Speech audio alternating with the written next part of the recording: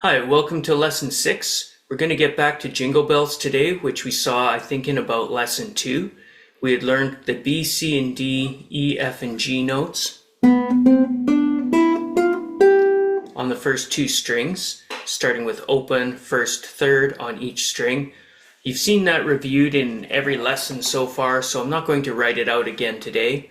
In reality, that lesson may have been your second and third lesson. We would have reviewed it a few times, seen where you're at, and then gotten to this. Now what I want to do is what I call learning in reverse. Instead of learning how to read music on a musical staff, figuring out those notes and then locating them on the guitar, we've already learned the song, playing the notes by their names. So we've been through E, E, E, G, C, D, E. The rhythm's going to be a little off, but 5 Fs, some E's, then ending 1, ending with that high G. This double bar line with the double dots is a repeat, so we start it again.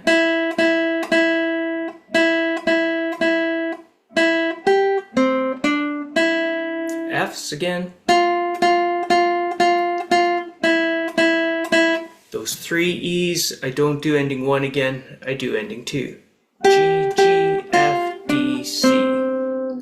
So if you've been practicing that, you probably have it memorized. Hopefully you've been saying the note names, so you know where E, F, G, B, C, and D are. You know the order, and you're saying them as you play. Now I've written them into standard notation. You notice that this is a 5-line staff. It's not the 6 lines of your guitar. These do not in any way represent guitar strings. Some of you may find that obvious right away. Others may think it's obvious, but you'll forget it. There's something unconscious in our minds that will continue to make these feel like guitar strings to us, so we have to reiterate it many times over. This is the treble clef, also known as the G clef.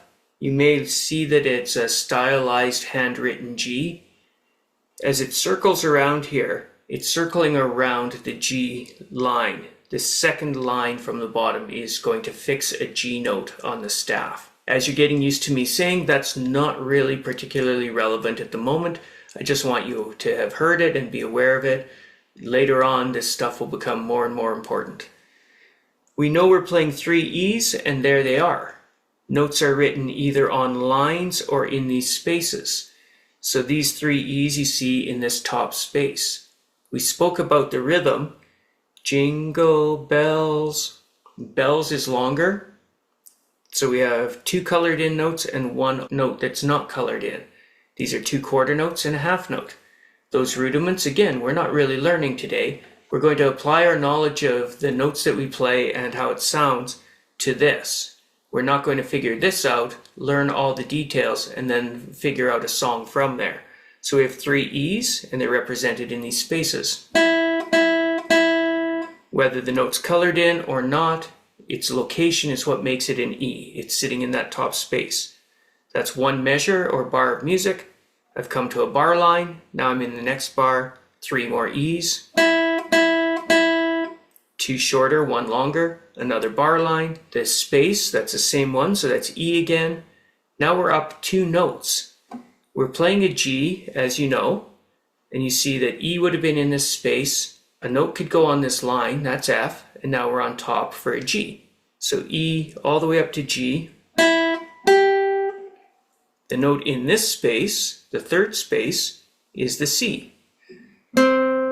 Just a little above it on the line is D.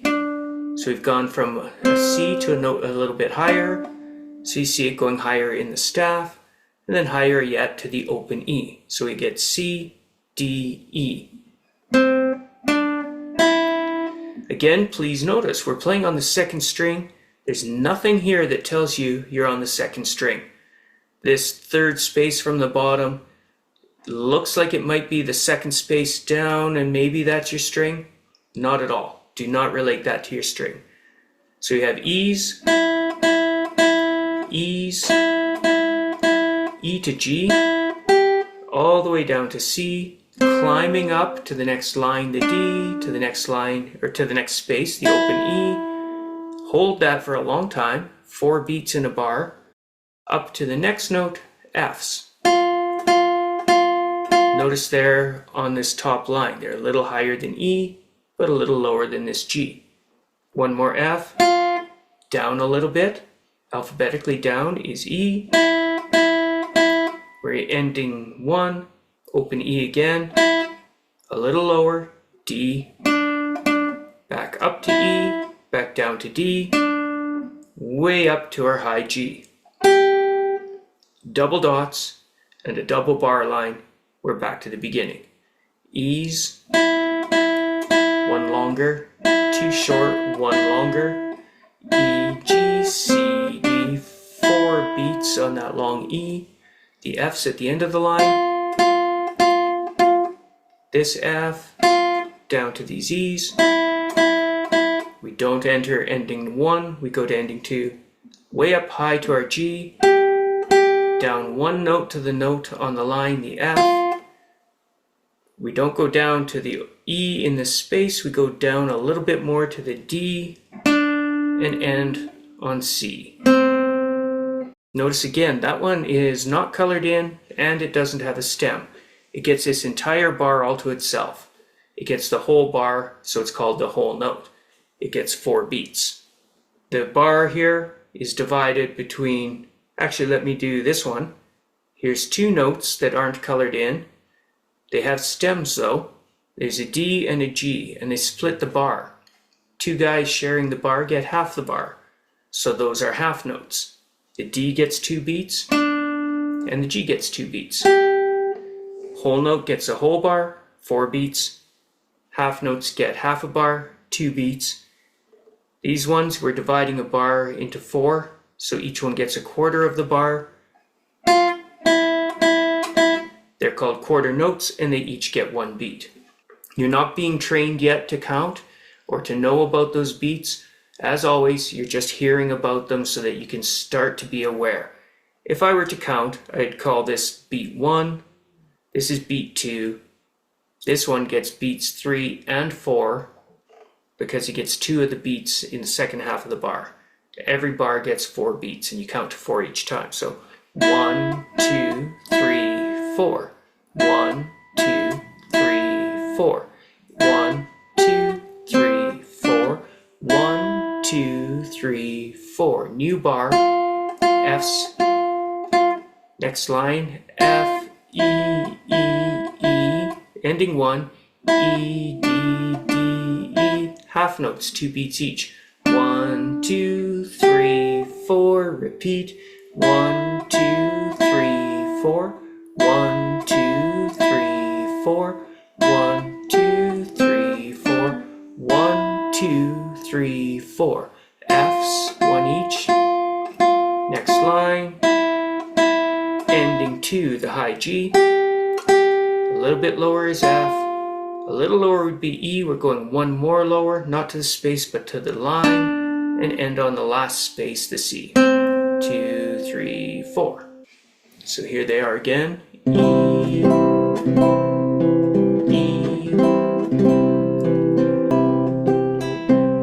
That E is 4 beats.